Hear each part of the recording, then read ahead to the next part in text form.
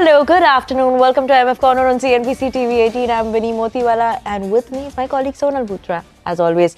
Sonal, good afternoon. Today we have Amphi data that's come in as well and important updates that have come in here as well. But first, oh yes, good afternoon. And the big talking point has to be what's happening with gold ETFs, the way silver ETF flows have increased. And now they're topping equity funds. In fact, them combined together are more than equity fund flows. So that's the big headline that we are taking from today. But to take a few questions and understand what's happening here, we have Prableen Bajpai, who's the founder of FinFix Research and Analytics. Prableen, good afternoon. Thank you so much for joining in. The big question has to be around the gold ETF and silver ETF funds. Gold ETF is now as much as equity fund flows. Do you think this is a FOMO trade that happened in the month of January and it has topped or peaked now and we could see fall, and this fall could be steeper in fact?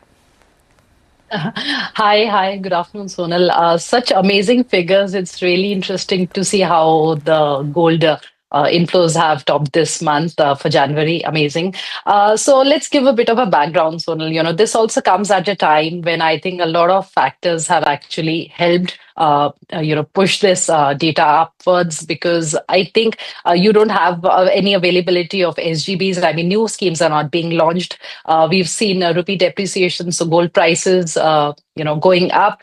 We've seen weak equity markets as well. And there is some news or the other on the geopolitical front. So I think with all of these factors, gold and the kind of returns that it's shown in the recent past, definitely, a lot of investors have been not only perhaps, it would be wrong to say that everybody is looking to chase past returns, Sonal, but definitely it is also at a time when people perhaps realize that this asset has to be there in their portfolios and probably just trying to add that little bit there. And I think another very important factor is also that, 2 years back, we had that change in the taxation when gold became taxable at slab. Last year, 2024, that was changed. 25, sorry, that was changed. And this year, now we know that it's taxable at equity. So I think all of these factors cumulatively are helping gold. But of course, the data is spectacular. We haven't seen anything like this. December, we had about close to 12,000 crores come in. This month, it has been 24,000 crores. So I don't think this sort of an inflow is sustainable, Sonal. But, given the trend, if you're looking at the fall in the equity markets, which started in September 2024, the correction phase, till now, Nifty is still down 1.13% and gold is up 100%. So I think, it's very natural for investors to somewhere move towards an asset class which feels safer, which has delivered returns. And so not the same level of sustainability perhaps going forward, but I think some addition of gold definitely should be there in all portfolios, but from a very long-term point of view and with moderate return expectations going forward. Absolutely. That is key, right? Moderate level of expectations in terms of returns. We are not going to get every year that we saw as 2025 and right now for a gold returns as well. Prableen, good afternoon. You said that obviously everyone wants a part of gold now. So in some way, multi-asset allocation funds have also been in trend for a while. Even in Jan Amphi data, if you look at it, we've seen a very sharp jump up. Inflows coming in over there, also highest ever, 10,485 crores. Your thoughts on multi-asset allocation fund? And is it a better play maybe to look at multi-asset allocation funds versus gold ETFs also? So multi-asset allocation funds, I think, Vinny, have always been, a very good category, especially during downturns. If you look at previous data also, for example, the last two falls post-COVID, when we saw Nifty correct by 15-16%, which was, October 21 to June 22, and then September 24 till roughly March, April of 25. With both these falls, we saw that good multi-asset funds were able to contain that 15-16% fall in Nifty as low as 3 to 5%. So almost 1/3 of the fall, 1/5 of the fall, Nifty's fall was contained. So I think given those kind of downside protection, which multi-asset funds, some of them, not all, of course, showed, I think, naturally, even in times when equity markets are not doing well, there was a natural inclination to move towards something which can contain the falls. At the same time, the returns for multi-asset allocation funds, if we look at during the same time period, it's interesting to see that when Nifty has delivered negative 1.5% since September of 2024, majority of the multi-asset funds have given 95% of the them have delivered actually double-digit returns. Only one of them, the lowest returns in the category for this time, these 14-15 months is actually 7%. So multi-asset funds again, Vinny,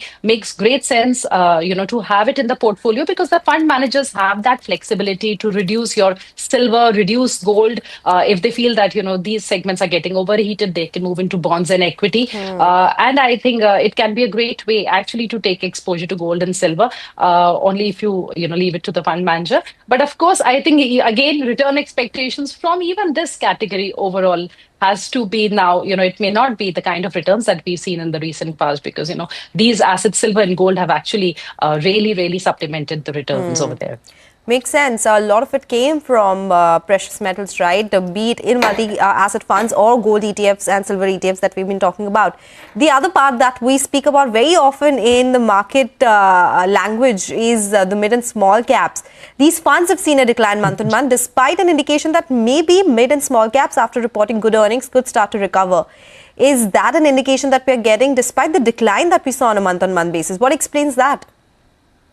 So I think, Sonal, honestly, I feel that retail investors have shown a lot of resilience, in the face of very, sort of turbulent markets, especially in the small cap space. What we see today, let's say 2-year-old SIPs, 3-year-old SIPs in small caps, mid caps show very meager or low returns. If you're just looking at the movement of, since September 24 till now, we still see that a lot of small cap funds are in negative. So considering the kind of performance we've seen in these segments, I feel that the little dip that we've seen in these two segments is not bad. Actually, it's lesser than what we've seen in the previous months because somewhere maybe, there is some bit of tiredness which starts to setting. There's a bit of frustration as well when you've, given you've continued with your SIPs and the returns are still negative 5%, 7%. And at a time when some of the other assets like gold, silver, especially silver, like plus 160% returns, they're shining. And then with, I think, limited assets, how much does a retail investor have? So you definitely can have the tendency to, move and allocate from one category to another. So I think that is understandable. But I think still the mid cap and the small cap data is decent given the current market conditions. Prableen, anything else that stands out for you in the amphi data as well? Also, debt funds, that also seems to be the flavor or, continue to be the flavor as well. Your thoughts on that as well? So with debt, especially liquid, Vinny, there's always a lot of seasonality. So, tax seasons and company big money coming in certain times. But if you're looking from, investors that we speak to, debt definitely has lost a bit of its charm. And I think that is also where maybe categories, especially the conservative categories, for example, some of the balanced advantage funds or those multi-asset funds which are having lower component of pure equity have attracted investors. And of course, within hybrids, there are other categories. So I think overall, that little bit of AUM shift is there. Although I feel in the debt space, it is mostly the overnight and the liquid funds which actually, really move the overall data. And that comes in from corporates. But from, I think, retail investors' point of view, I don't think that they've been able to make a major dent there. But I think the hybrids are definitely getting that advantage. We do have newer categories. We'd also have things like fixed income plus arbitrage, all these categories which are more tax efficient, which are giving us a combination of fixed income plus, equity taxation. So I think for investors, that's big. And of course, silver, I think that's one thing which has attracted so much. I mean, amongst all the data which has come in, not only that gold is equivalent to the equity inflows, that's something that Sonal already mentioned. And other than that, I think the increase in the number of schemes for silver which have been launched overall, that's something, last year we had about 8 schemes in silver. Now we have 14. And the rise in the AUM of certain schemes, Vinny, for example, SBI, the FOF, for silver moved up from like 300 crores to almost 5,000 crores. ICICI saw that big jump, doubling its AUM. Nippon just from 500 crores to close to 4,000 crores. So I think all of these things definitely show that there is a bit of recency bias, but there is also a Okay. shift that investors are doing. Take that point, Prableen. Always a pleasure speaking with you, but we are out of time, so we'll take this conversation ahead some other time. With that, we'll slip into a short break. On the other side, we speak to Raghav Iyengar, CEO of 360 ONE Asset Management.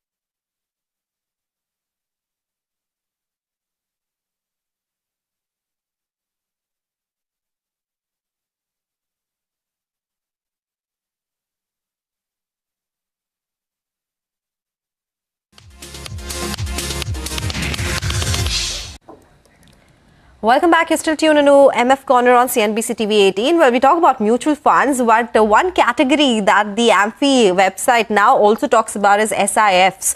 And that is an interesting one that came in with effect from 1st April of 2025, which was a new category which was introduced by SEBI, where a minimum threshold of 10 lakh, that's a minimum investment amount that is to be made by an individual.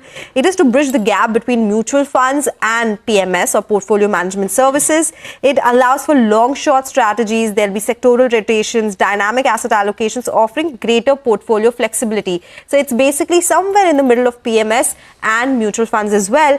As per the data today that we got, the total AUM of SIF stands at 5,729 crore rupees. So it's still in the nascent stage, but we do have some of them which have been launched already. There's Edelweiss AMC, which has launched the Altiva SIF. Bandhan AMC has done it with Arudha.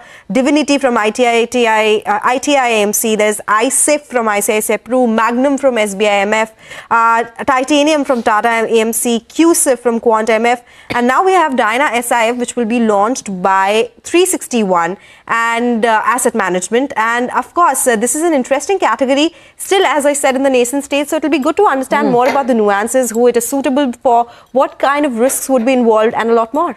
Absolutely, and to discuss all of that, we have Raghav Iyengar, CEO of 361 Asset Management, joining us right now to talk to us about that. Thank you so much, Raghav, for joining us this afternoon.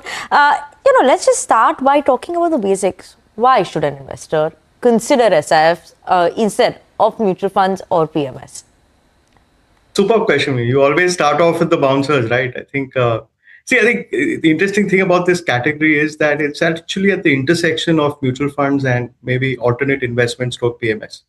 So you have the simplicity, the taxation, the transparency of mutual funds. And of course, you have innovation in the form of derivatives usage which is typically given to very, very high net worth individuals, typically investing in AI apps and PMS. That intersection has actually come together and created this lovely category called specialized investment funds. So actually, it's a fairly path-breaking category. Typically, you can really make money in some interesting situations here. Potentially there is ability to make money even when the markets are falling through use of some innovative derivative strategies, which frankly you cannot do in the MF segment as per regulation. So I think it's a fabulous category. In fact, I was just listening to the monthly flows, and I think at some point of time, this category will also surprise you and will be a very, very larger part of the overall AUM of investors. Okay, all right. So in that case, let's understand more about this, Raghav. How does the long-short SIF help manage risk versus, say, a regular equity fund?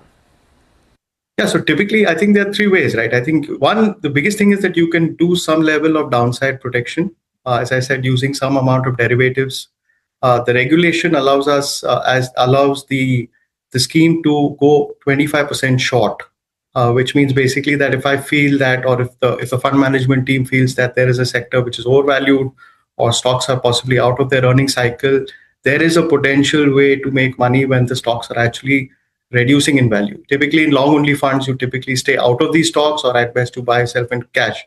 Now let's look at a sideways market, which, say, for example, happened last year in 2025. You all know returns were fairly flattish. I think there you can create some earning capability by doing, again, derivatives, by taking some long short positions, by taking some index futures, taking some index arbitrage, and adding to some amount of the portfolio return. But the core of this business, again, is the fact that you will make the bulk of the return will come from long only strategies, because the way these structures are, these products are structured, is that you have to be let's say in the equity long short category, you have to be 80%, minimum 80% long, and up to 25% short. So this just adds on to potential returns, basically. So, Raghav, which SIF category should investors actually look at now? That's back to basics question, Vinny, because I think, there are three categories largely here, like mutual funds. There's an equity category, there's a hybrid, and there's also fixed income or debt category, right? I think most of the launches have happened around hybrid and a few in equity. But really, it's up to the investors' risk appetite, time horizon. And, there are in mutual funds, different categories, different strokes for different folks. The same logic applies here in SIFs too. So let's say if I am a risk averse or a conservative investor, I have the option of looking at investment into hybrid categories. And there are two categories. There's the equity, hybrid, long short. And of course, there's the asset allocator, which both of them are similar to, let's say, multi-asset funds and, hybrid funds today. So in that sense, there is an ability to marry your risk appetite, your investment horizon to the products offered. There are 7 subcategories, as you know. There are 3 in equity, there are 2 in fixed income, and there are 2 in hybrid. So the important thing is to try and figure out what the product is doing for you. Does it fall into the high risk category? The same riskometer applies here. So if you go to any scheme offer document, you will see the same risk bands 1 to 5. Marry your risk, marry your investment appetite, marry your time horizon, and yes, hopefully enjoy the journey. Okay, so we'll keep asking a lot more basic questions because as you also said, it's a nascent category or an asset class, and you expect it to grow. So it's very important to understand those nitty-gritties as well. So say somebody already has investments in mutual funds where you don't need a 10 lakh corpus, right? You can do it with as much as 5,000 or 100 or 200 as your monthly SIPs. But here you have to put out a big amount of corpus. So at what level of investment journey should investors look at SIPs in their portfolio? It wouldn't be for a first-time investor, right? So how do you take so many factors together to understand whether SIFs are right for you? Of course, the subcategories come in later, but this is the product for you. How do you make sure of that? I think critically, let's do it the reverse way. So let's try and figure out who this is not for. So obviously, it's definitely not for somebody who's coming into capital markets or mutual funds for the first time. Irrespective of all the marketing and all the jargon, I think very clearly it's definitely not for somebody.